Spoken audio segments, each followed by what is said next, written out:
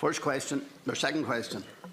Tánaiste, I tabled this question after it emerged that the PSNI withheld significant and sensitive information about the activities of loyalist death squads between 1988 and 1994 from the police ombudsman, who was compiling a report on more than 20 loyalist murders. Tánaiste, do you share my concerns at this development? Have you raised your concerns with the British government? I'm conscious that this morning the Finucane family are in the British Supreme Court in relation to witnessing. And will you urgently meet with the families? 2 minutes. Thank you, Deputy, for raising this question. The Government is very concerned by the announcement by the Police Ombudsman for Northern Ireland on the 14th of February last of the receipt of significant new material from the PSNI. The Ombudsman has indicated that the discovery of the new material will delay the publication of his report into events connected to the actions of loyalist paramilitaries in the North West between 1988 and 1994. My thoughts are first and foremost with all of the families affected, including the family of Councillor Eddie Fullerton, who was brutally murdered by the UDA in Buncrana in 1991. The 5 families who lost loved ones in the Omar Road attack in 1992, and the family of a teenager, Damien Walsh, who was murdered in West Belfast in 1993. This is a most anxious and difficult time for each family affected, as they now have to wait even longer for the report of the Police Ombudsman into their cases. I have directed my officials to meet with the affected families in the first instance. I also raised this matter with Secretary of State Karen Bradley when I spoke to her yesterday. It is important now to allow the Police Ombudsman, Michael Maguire, the necessary space to complete the investigation, taking account of the new material uncovered. In addition, in response to the request of the Police Ombudsman that an independent review be carried out into the method used for disclosure of information to his office, the Northern Ireland Department of Justice announced on the 19th of February last that it had requested a criminal justice inspection Northern Ireland to undertake an independent review into the methods the PSNI use to disclose information in receipt of historic cases to the Office of the Police Ombudsman. The Chief Inspector of Criminal Justice, Brendan McGagan, has confirmed that the review will be prioritised and that its report should be completed in 6 weeks. CJI is an independent statutory inspectorate with responsibility for inspecting all aspects of the criminal justice system in Northern Ireland apart from the judiciary. The remainder will be included in the official Government will keep this matter under very close review in the period ahead. 1 minute, Deputy Crowe. I knew Eddie Fullerton was a friend of mine. I know the family, and I know they've been informed that the report from the Ombudsman is going to be delayed. I suppose it's very important that the language that we actually use is quite clear and precise, but I know there was some suggestion that the PSNI had discovered new information. That's incorrect. They had this information. It's not new, and crucially, it was withheld from the Ombudsman's office. So when the Ombudsman released a statement titled "The police did not disclose sensitive information," he didn't release one saying that the police found new information. So there's a significant difference here, and I think it undermines the whole role of the PSNI in relation to this. I think the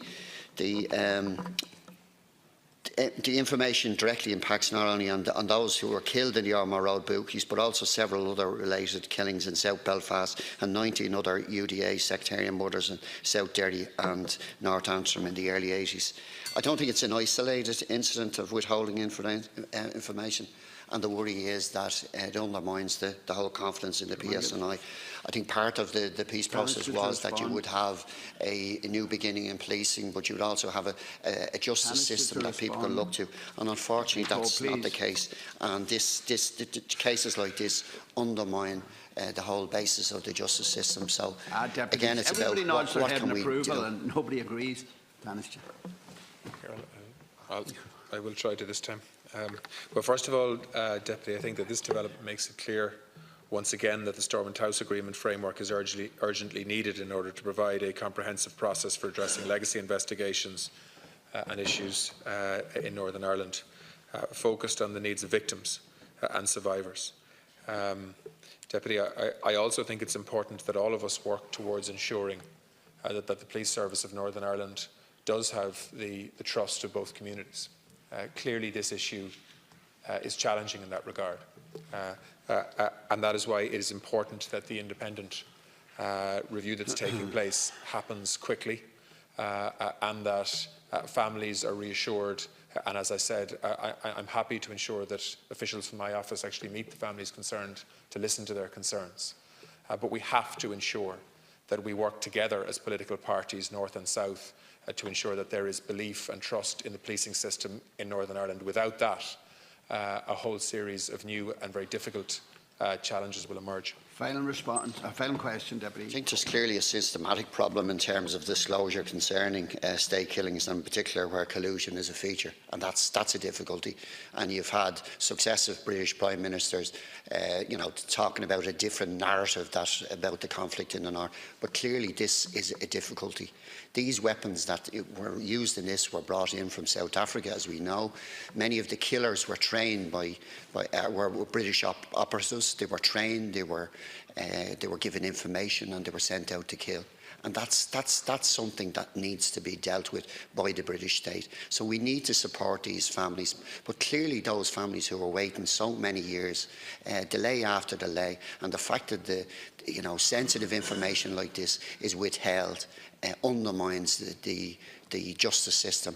And I think, again, maybe we need to look at different ways forward in relation to dealing with this, but clearly this has undermined the PSNI and the justice system, and the British government need to wake up to the fact that people are losing patience, and particularly these families.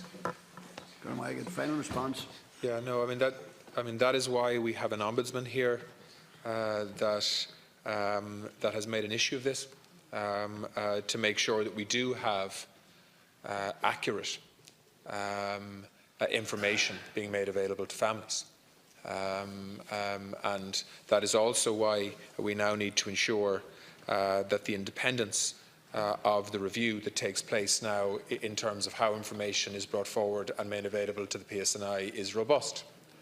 And I think that the core issue here is the credibility in terms of how the response to this issue is undertaken is really important. That we work with the families to reassure them that the PSNI shows the necessary leadership in response to this, and I believe they want to do that, to ensure that that families get to the truth, and that we can move forward with confidence in the PSNI, which is so important for policing today in Northern Ireland.